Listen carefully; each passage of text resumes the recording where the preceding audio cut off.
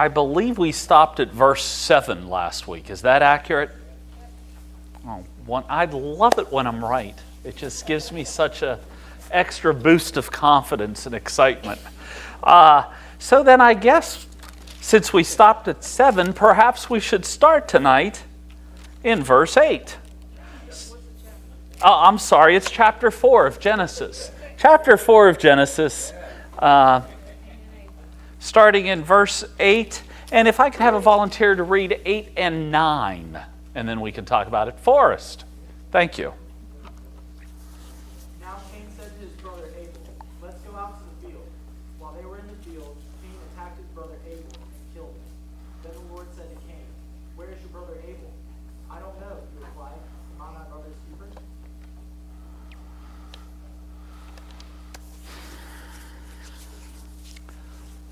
What's happening?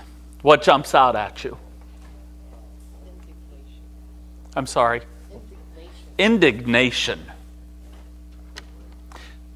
Do you remember the warning that God gave to Cain at the end of last week?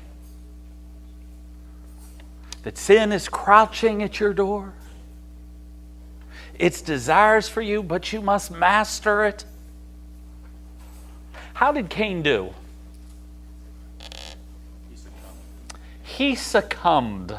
That's a very nice way to put it. He did not fight the good fight. He kind of gave in to it.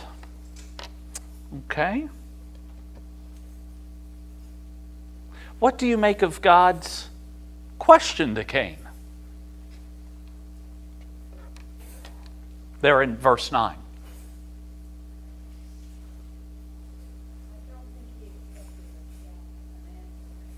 You don't think he expected an answer?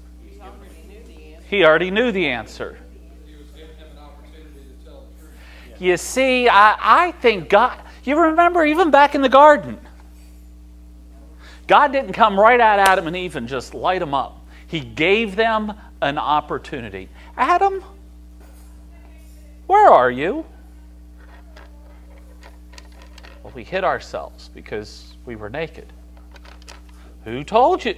Remember, he gave the opportunity for the individual to come clean. What is the response that we get? What does Cain tell God? Basically, not me. He sidesteps. He sidesteps. You know, I think he does a decent job of sidestepping. Maybe he learned that, from mom and dad. She made me do it, that woman you gave me. Well, the serpent tricked me. Kind of sidesteps. He answers the question with the question. I always love that when folks do it because that's a non-denial denial. Did you do that? Do you think I'd do something like that? Well, yeah, I wouldn't ask you if I did. There is also another little something in there that I think's kind of important. He responds back, "Am I my brother's keeper?" I think that's a little interesting because he almost seems to be implying that God wasn't paying attention. I've never signed up to take care of him. But you were God. We're children of your children. There's only 4 of us. There's only, it's not like there's 6 billion of us down here, God.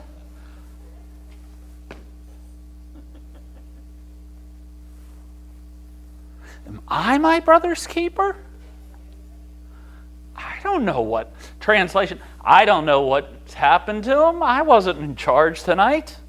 Has anyone ever left their kids alone and not made them and made the mistake of not explicitly stating who is in charge of what?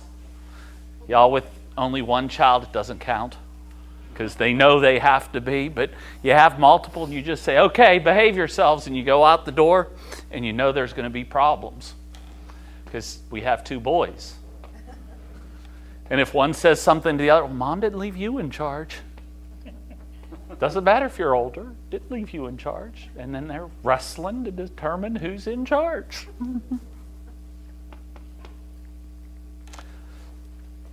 It's also interesting to me, and when they were in the field, Cain rose up against his brother Abel and killed him. The term there is a little bit more than killed him. The term is actually what we would call premeditated murder. He thought it out, he planned it out, and he carried it out. This wasn't a, oops, I was carrying a heavy rock and I tripped and it happened to fall on my brother's head. He knew exactly what he was doing. Any other questions, concerns, or comments there on these couple verses, Sarah? The idea of I'm not my brother's keeper. As Christians, we are our brother's keepers. This is pre-Christian, pre-Christ. Were they not their brother's keepers according to God?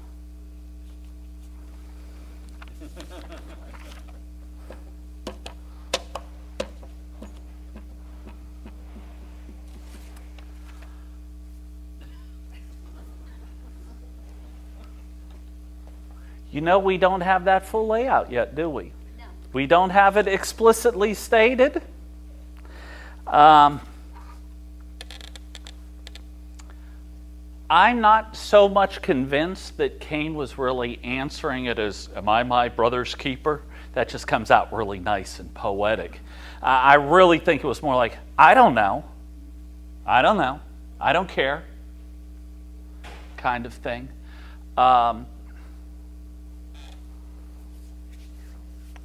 I think the other thing we need to realize is Cain's biggest issue is his heart issue.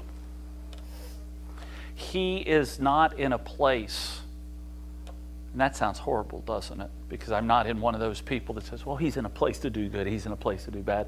But he's not in a place where he cares about anyone but himself. I don't know. Why are you bothering me with that? Kind of response, not your question to me, but Cain. Brent. In the first sin with Adam and Eve, Adam tried to put the spin that she did. She gave him. He didn't say, I didn't do it. But in this one, Cain said, I don't know. He knew. God knew. But he said he didn't know. Yeah, I mean, Cain is spinning it where he's lying. Well, first he plans on killing his brother. Then second, he actually carries it out and kills his brother. Then he begins to lie to God, and my brother's keeper is almost like, your question's invalid, God. Why are you bothering me with that? Good point. Any others? Yeah, Devon. To me, it's interesting what's not there in verse 8. I mean, we get zero dialogue between him and his brother. Was it all, angry? Was Abel, we're left to kind of assume it was not a pleasant conversation, based on what came next. I've always wondered if Abel ever saw it coming. Guess that's a question that I get to ask God, whenever it is we meet. Yes, John. Jack, on the heels of what Sarah was talking about as a precursor to love thy brother, you can almost see it's also a precursor before the Ten Commandments. Yeah, Cain's not doing real good with those 10 Commandments. Not that they've been handed down yet, but I can think of 3 that he's probably butchered already. He's not the only one. Well, Raise my hand in this room, right? well, Praise the Lord, I- I'm saved. I think he was always bad. I think he disobeyed his parents. I just feel like he was always bad. My dad would say he was a bad seed. I just think that's always bad. I mean, I've heard many that share that viewpoint, but I wonder if it still comes down to the choice that he made. I mean, was there, I mean, just, I know that this was a planned example for lessons and whatnot that God would plan, but if he was, say he didn't make that choice to kill, but he still had that kind of turmoiled heart from the beginning. We saw from the offering that he gave that he was still kind of bitter to begin with. Was there a chance for him, or was he kind of doomed from the beginning that? well, I think verse 7 says he has a chance. Sin is crouching at your door. Its desire for you, but you must master it. You must overcome it. You must rule it. We have the opportunity and the potential to remove ourselves from those temptations, from those danger places. But so often, we decide not to. We choose not to. Why? I have no idea. I do think, though, that sin colors our vision. And I think it started all the way back there when the offering was accepted and mine wasn't. And I got mean and I got nasty and I got frustrated and I got angry. And all of a sudden, perception takes over instead of reality. And perception's a very dangerous thing. I've had people tell me that, but their perception is this way, and perception becomes reality. Perception never becomes reality. It's always distorted reality. It's just, do we choose to believe the distortion, or do we choose to see reality? Cain chose to see distortion, and he acted, and he seemed quite happy with it. Brent? Nobody up to this point has accepted their transgressions and asked for forgiveness. Ouch. Adam didn't, Eve didn't, and now Cain. And we will see as we progress, they all try to fix their sin problem themselves.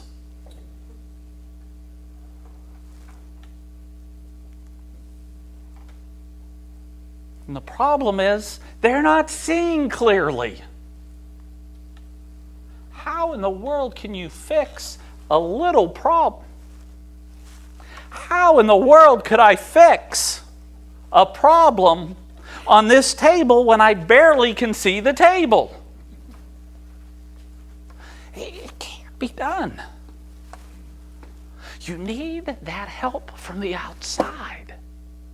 You need someone else to make that way. And it can't be others that can't see. And there's one that's always has sharp focus and sees reality. And yet, a whole 4 humans we've said or mentioned so far in the Bible, one's blood is crying out from the grave, and the other 3 are passing the buck. Where's the hope? Where's the hope? How about verses 10 through 12? Volunteer. Thank you, Precious. And the Lord said, "What have you done? The voice of your brother's blood is crying to me from the ground. And now you are cursed from the ground, which has opened its mouth to receive your brother's blood from your hands.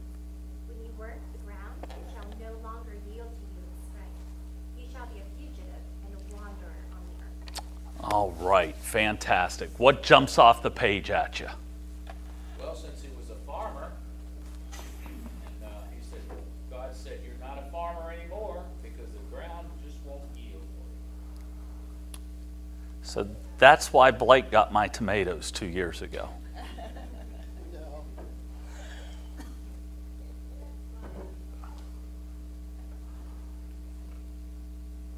The land's not going to cooperate anymore. Man, precious. It's going on to that. That was what we had talked about last week. How being the farmer was different than the pastoral lifestyle of following the sheep around. And now he's meant to, or now he's destined to wander in that. I mean, he was used to the farming, being in one spot, knowing the trees and whatnot around. And now he has to move. Always be uncertain. When I say vagabond wanderer, what comes to your mind? Gypsy. Gypsy. What was that? Missionary. Homeless. Oh man, that hurt. Oh! You have a really strange experience. Strange experience. Can't argue with you, but strange experience. What else comes to mind?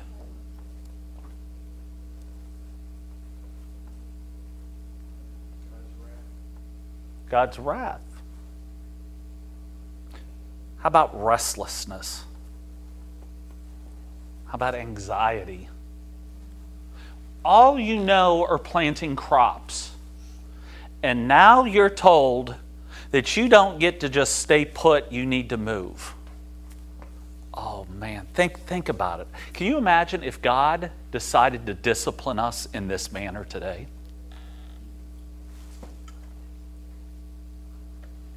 Can you imagine? Well, I'm sorry, you've sinned. Now pick up all of your stuff and move. And you get to do that every time you mess up. Can you imagine? Leave your stuff. Oh no, let's make you carry it all, and let's have this burden that you need to pull this all together. Budget's going to love us. U-Haul's going to love us.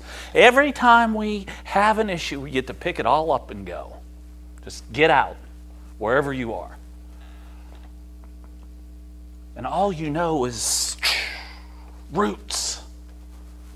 Sarah. Psychology says the biggest stressors are a death in the family and a move. Yes. That's what we just read. And we are, well, Even though it's focused yeah, I was going to say, I'm not sure if that's considered, I'm not sure if murder is considered a death in your family when you are the one that has brought it about. But, you know, trying to escape is probably pretty stressful too, I would assume. But we have some serious issues, instability going on here. What else do we see? Yeah, sorry, Devon. Sometimes I don't look up. Separation. And he's going to be who knows how well he got along with his family to begin with, but now he's going to be on his own, and as a foreshadowing, separation from God in a way, that sin separating him from God and the relationship there. We have aloneness. And interesting, you remember all the way back the first problem in the Bible that we talked about? And God said it was not good for man to be alone. And yet, here's Cain. He's about to hit the road, Jack. Did I see a hand back here somewhere? Brent. The last section says you will be a restless one. In other words, no matter where he went, you won't feel comfortable. You will have to continue to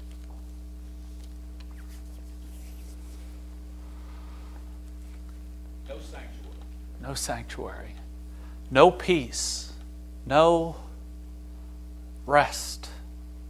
No eternal forgiveness. No eternal forgiveness.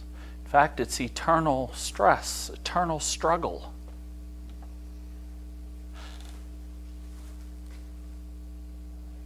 God, in that first verse here, in 10, I think we see God moving from an interview to a prosecutor. It's no longer, Cain, where's your brother? What have you done? I don't know. I think of my Heavenly Father like most fathers. When, I know Scripture has it with a question mark, but every time I've ever uttered that phrase to any of my children, it's never been a question mark. There's an exclamation point behind that. What have you done? It's not, what have you done? I know what you've done. I want you to own up to it. And if I'm phrasing it that way, you better own up to it or it's going to get real bad real quick. And I think, he doesn't do such a great job of owning up to it. And it got real bad real quick. We will have to, God will ask us that same question. What have you done? What have you done? And I think that question's going to come kind of a different way, I think. And now that you know the gospel, now that you know how one can come back to me, what have you done? What are we doing with it? I think it's a little different here. It's much more, and I think we're going to hear close to that same thing.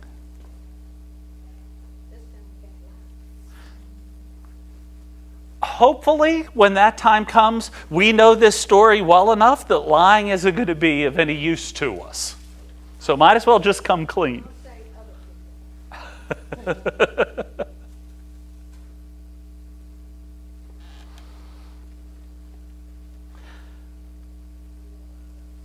I'm also going to bring out to you that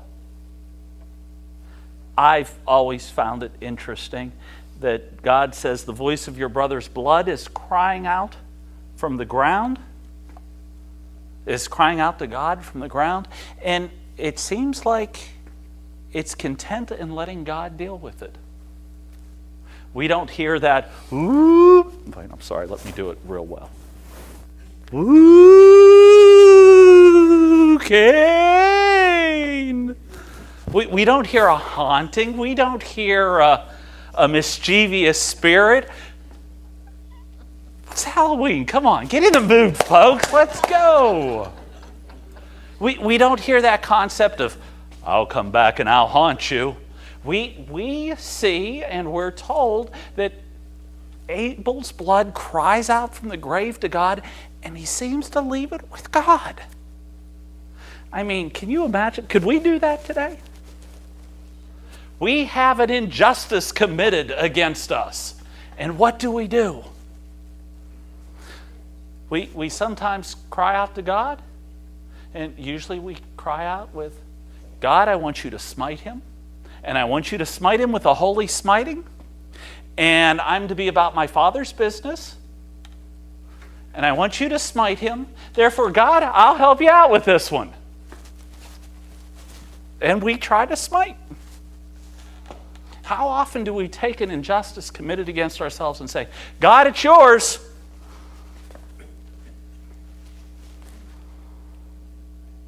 And just sit back and that's the end of it. And I mean, of all of the injustices, murder's a pretty big one. And I can't imagine, answering your question, I can't imagine he would have a good relationship with Adam and Eve. I can't imagine one of my boys coming to me and saying, hey, I knocked off my brother in his sleep last night. Now let's go out and, watch a movie or something. I think there'd be issues there. Anything else here? 10 to 12. I thought of this. It's not his body crying out, it's his blood, and that God, the blood is so important. Because the life was in the blood. That was the understanding. The life is in the blood. Well, and it is, up until the new covenant in the blood. And then after Jesus is resurrected, he doesn't say flesh and blood is revealed, but it's flesh and bone, because now that life-giving Spirit is something different. John. I look at all the blood of the saints, through all the years, they all cry out. The book of Revelation, where Jesus comes. Will that be the answer? So it's an open question, I'm trying to say. It's an open question. They will come to God and take that decision, whether you are in heaven or you are in heaven with God. Jesus comes, and we see that. But those saints are still crying out for all the blood that's lost over all the years. So to me, it's like an open book that just really doesn't ever get answered. Not yet. But an answer is coming. Amen. Victory is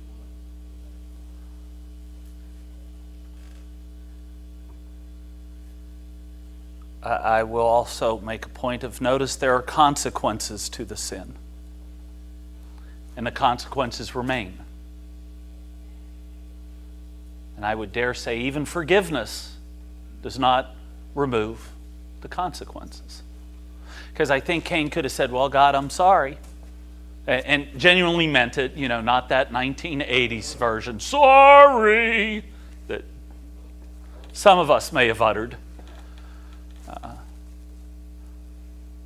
But the consequences remain. The earth, you still fight with the earth for crops to come forward. Still struggle with aloneness, alienation, instability, precious.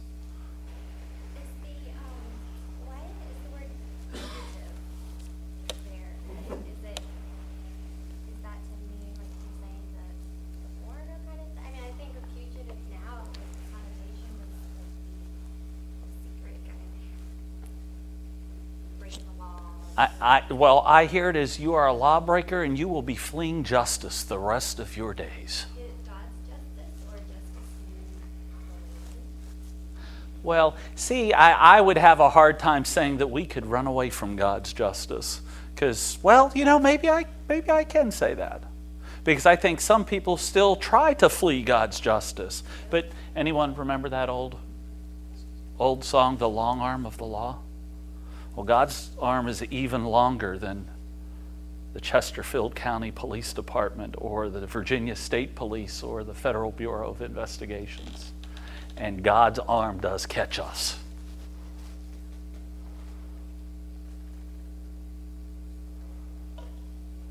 All right, then let's jump on. 13 through 15. Let's see what Cain thinks of his discipline. Jim. Cain said to the Lord, my punishment is more than I can bear. Today you have driven me from me, and I will be hidden from your presence. I will be restless wander on the earth, and whoever finds me will kill me. But the Lord said to him, not so. Anyone who kills Cain will suffer vengeance 7 times over. And the Lord put the mark upon Cain so that no one who found him was killed. What wonderful nuggets do we have here? God is still merciful even in his punishment. Oh, man. God is merciful even in his punishment. All right, I need to ask. If Cain is saying that my punishment is greater than I can bear, how is that merciful? Like he's making him take his medicine. But how is that merciful? He's still alive. He's still alive. And how does that help here? He has to deal with the consequence. I mean, I don't know. Many may not agree, but sometimes when the murderer dies, it's kind of an easy way out and doesn't have to face the judgment after. And now he has to remain and accept the consequences as far as Again, then I ask, how is that merciful? If death is the easy way out, how is this merciful? Because I agree with my beautiful, intelligent wife. Cain seems to be concerned that he's going to be killed. You know what I mean? He expresses concern. So I'm assuming he doesn't want to be killed. Otherwise, he would have committed suicide. But and God, you know, seems to protect him from that at least. And I saw your hand, and I'll get to you, Brent. Don't you find that interesting? Cain killed his brother, and now he's worried someone's going to kill him. Realizes how easy it is. And then the second part to that is, who does he think is going to kill him? Well, that was my question. Who else is on the planet? His parents? Yeah. If Dad finds out what I've done, oh. Because just stop. Brent. Well, see, it's the difference between somebody getting the death sentence and life in prison. If you get life in prison, you live for the rest of your life remembering every day what you did. And this eats away at you for the rest of your life. Well, I would agree with that, but I think the original point was God is being merciful in his punishment. That doesn't sound merciful. Having that eat away at me for the rest of my life does not sound merciful. That In life period is a gift enough. When Jesus died on the cross for us, he said, if you believe in me, and you believe that I died for you so you can go to heaven and you will be forgiven. So would God at that time of Cain and Abel have that kind of insight? I mean, would he practice what later on he preached? I like that, and I'm not going to respond because I saw another hand, and I don't want to get off track. Devon. To me, is merciful in that God has still left the door open for him to be reconciled. As bad as he's been, he can still change. That's it. I mean, we fast forwarded to the cross here, but I think that's what God's showing his mercy. I could take you out, and everything in my justice, in my righteousness says I should take you out because you are a miserable, rotten individual. You were bad the day you were born, and you haven't gotten any better. And if anyone deserves divine, it's you, Cain. But you know what? I'm not going to do that. Because I'm going to hold out hope that one day you will get it and you will return to me. I'm going to hope that one day something happens that you see me, God, in all of my love and goodness and mercy, and you come back. I think even God's punishment that you will wander the rest of your days and you will be restless and you don't get to do what you've done for your entire life was a way to draw him back to God. Because let's face it, if everything you had today was taken away from you and you couldn't do your job, you couldn't receive the funds that you receive, you lost your house and your whole family's gone, what would you do? I trust a lot of people here would fall down on their knees and cry out to God. I mean, what else is there to do at that point? And Job kind of shows that.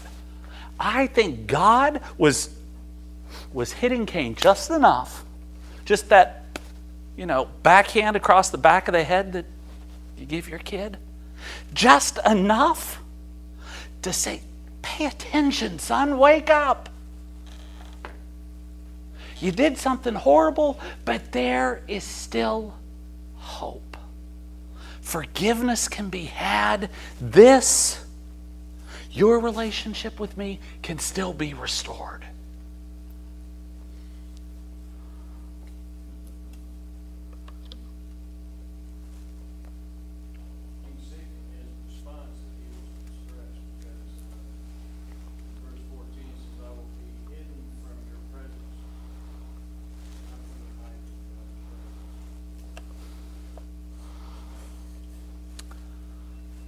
I think that's how he felt. But I think in genuine and all honesty, it was one of those things that I'll no longer feel your presence. And I think it's because of that stain that sin puts on our eyes. I mean, when we're so deep in sin, is God unreachable? No, he's still there. We just don't see him anymore. We don't even look for him anymore because we're so caught up in that other.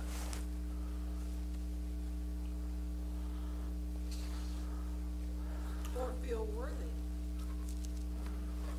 to ask. Perhaps not even feeling worthy enough to ask. Yeah. And also, just maybe, I mean, we were talking about how, kind of in today's setting with life in prison versus the death sentence now, the fact that God showed mercy on Cain, committed this murder, but he left that door open to where would return and seek forgiveness. It's to put that in context that really no one's lost, that there is always that, as long as there's breath in them, they have that chance, and if God can forgive them, then who are we not to?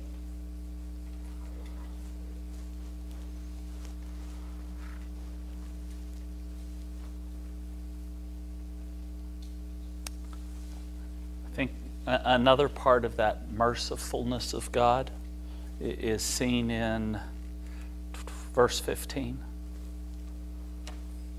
Cain cries out, "Whoever finds me is going to kill me." And God takes care of that. He says, you know what? If anyone kills Cain, he'll be avenged sevenfold.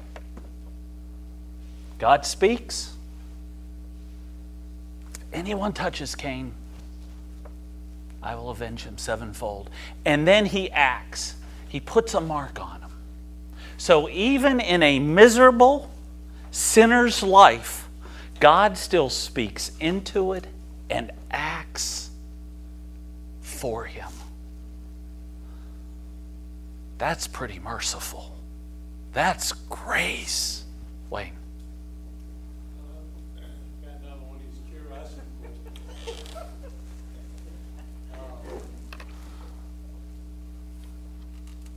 I'm trying to understand who Cain was bent on killing his own people alive as his own dead.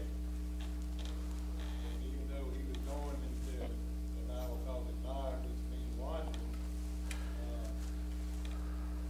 doesn't hurt that. Let's go kill him. Or is that? How about I don't fluff that off, but let's get to the next section because that kind of continues that question. Can we have someone 16 to 22 volunteer? Thank you, Brent. Then Cain went out from the Lord's presence and lived in the land of Nod, east of Eden. Cain was intimate with his wife and conceived and gave birth to Enoch. Then Cain became the builder of a city, and he named the city Enoch after his son.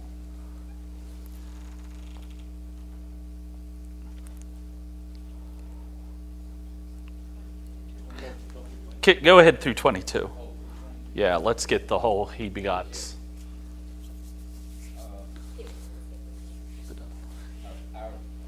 You could just do this one to that one. That's fine. We're there.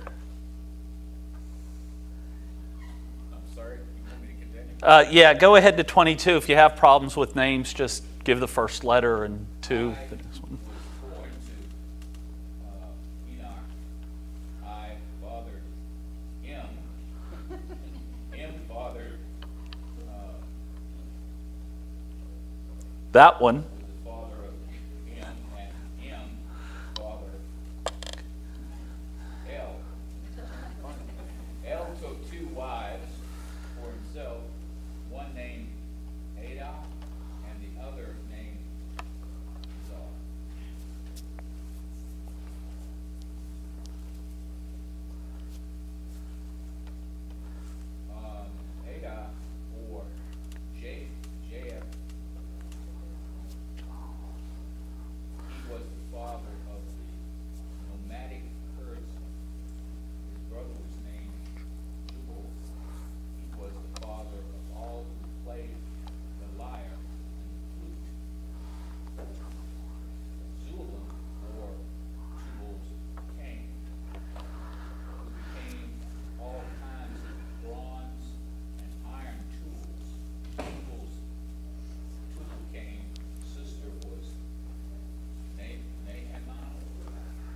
Fantastic.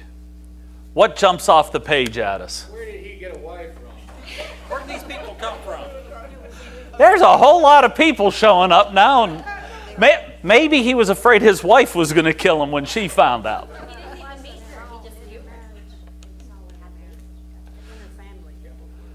Well, they said new wife. That doesn't mean they just met. Where do these people come from? God.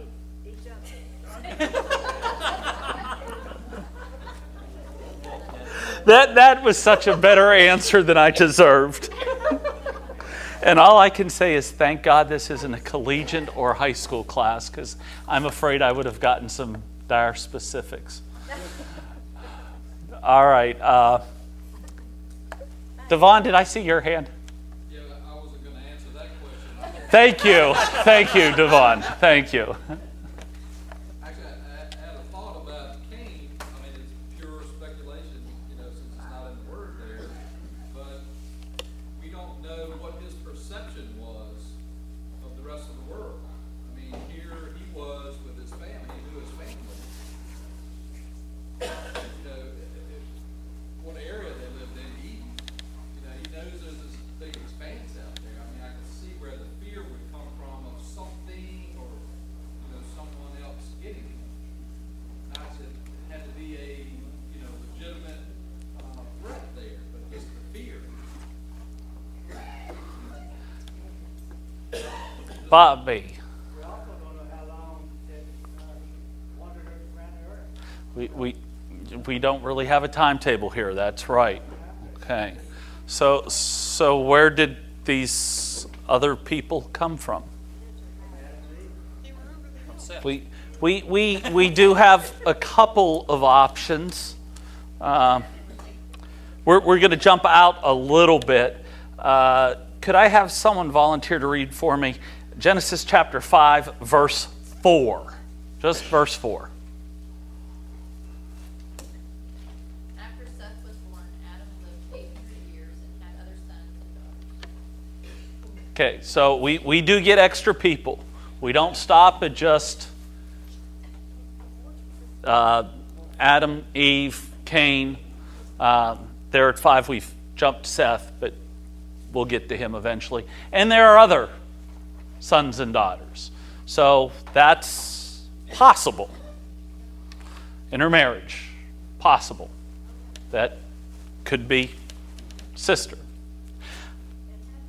I guess it's also possible that, maybe God decided to start someone else over there too and just wasn't necessary for our knowledge. It's possible. Maybe not probable, but possible. He knows who's first. We know who Adam and Eve are, and that's what was important. The And Bible never said he stopped there. We So. just assumed it. yeah, and living 800 to 900 years, my goodness. Wow. I complain about my aches and pains now. I can't imagine being, I'm 743. Whew. Did I see a hand? Devon. As I say, even if it was his sister at that time, God had not put down any laws that said not to intermarry. That's right. And the problems we know today of intermarriage, being genetics and things like that, these were perfect human beings at that time. There was no genetic mutations or anything. So even if it was his sister, at that time, it could have been okay, based on. God is God, and if God decides it's all right, who am I to argue? Based on his laws that he gave Moses, Cain should have been killed. Murder. But I guess, you can go down that road if you want to. I could give a look to my wife that starts to make her nervous, but it only happens when we're in church. If I did that at home, she'd be like, yeah. But I made her nervous here. I love coming to church. But he's a lot more merciful with Cain than he was later with Moses, where you killed somebody, you're out of here, for murder, Well, there's a whole lot more people. And I think God is free to be God, and I'm not going to argue with God. Or I'm going to do my best not to argue with God much. How's that?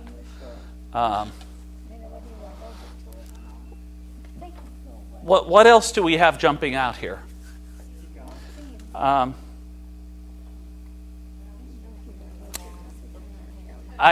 do think it's interesting that Cain is still that rebellious guy. Did anyone catch that? Yeah, he was supposed to be a wanderer, a restless wanderer, but he established a city. And he has decided, I don't think I'm going to do that. Why not? I mean, if we're going to, God, why not give it another one? And we start seeing some other issues come into being. He establishes a city. He names it after his son. Okay. Then we find Lamech. And he took 2 wives. I'm surprised a woman said that. Uh-oh is right. I can't imagine. We have the first polygamous relationship.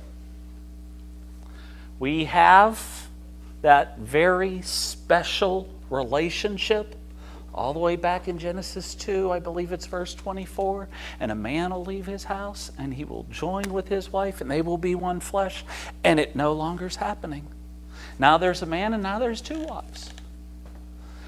And you know, it's interesting. We almost never see multiple wives turning out to be a positive thing. I mean, even later on when we get to godly individuals after God's own heart, 2 wives are still problematic. At the same time. Well, I don't know. I think I could find a whole lot of people that would say even an ex is problematic. Just and 2 wives at the same time is just crazy. We're beginning to see where Cain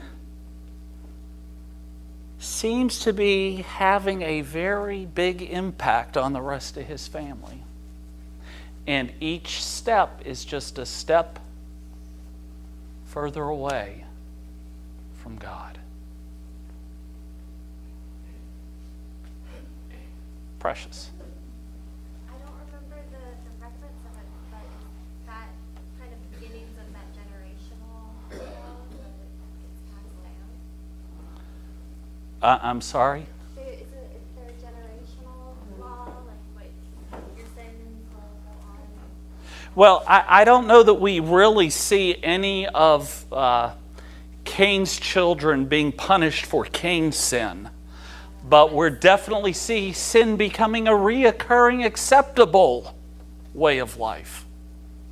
That problems and consequences are getting greater and greater and greater. I'd really like to complete chapter 4, so if you don't mind if I give you the last couple verses and then we can be on our way. Lamech said to his wives, Adah and Zillah, hear my voice, you wives of Lamech, listen to what I say. I have killed a man for wounding me, a young man for striking me. If Cain's revenge is 7-fold, then Lamech's is 77-fold. And Adam knew his wife again, and she bore a son and called his name Seth. For she said, God has appointed me another offspring instead of Abel, for Cain killed him. So Seth was also a son was born, and he called his name Enosh. At that time, people began to call upon the name of the Lord. I'll be real quick and real tight with this. We get a little bit of a look at Lamech's character. Did you notice that? Takes 2 wives. Oh, and if my, great-great-granddaddy, if he'd be avenged 7-fold, I'm twice the man he is. I should be avenged 77-fold. And you remember that guy that just bumped into me? I took him out. Just, I've killed men for wounding me. there is absolutely no sense of righteousness, holiness, sacredness of life. He is the boss. And that's never a good thing, folks. Problems always come. Then Adam and Eve got together again, and she bore a son and called her name Seth. I think his name is really important. Did you catch it? And she called, God has appointed for me another offspring. Literally what Seth means. How important is that? Do you remember the promise?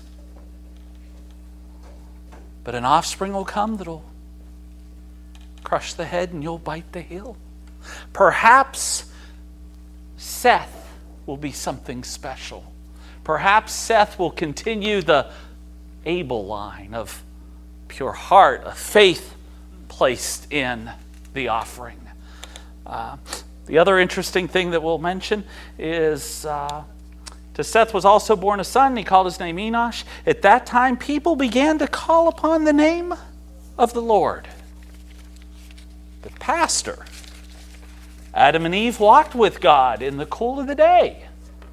Cain, even after being kicked out of the garden and killing his brother, God spoke to him. Why are they saying now that people will call on the name of the Lord?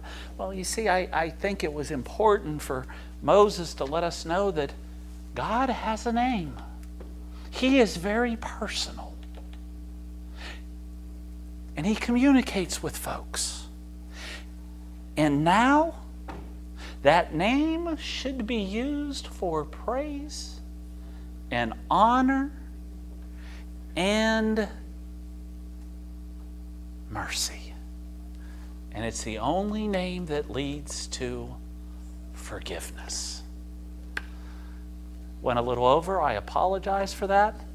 Thank you so much for being here on a Wednesday night, and hope to see you Sunday morning.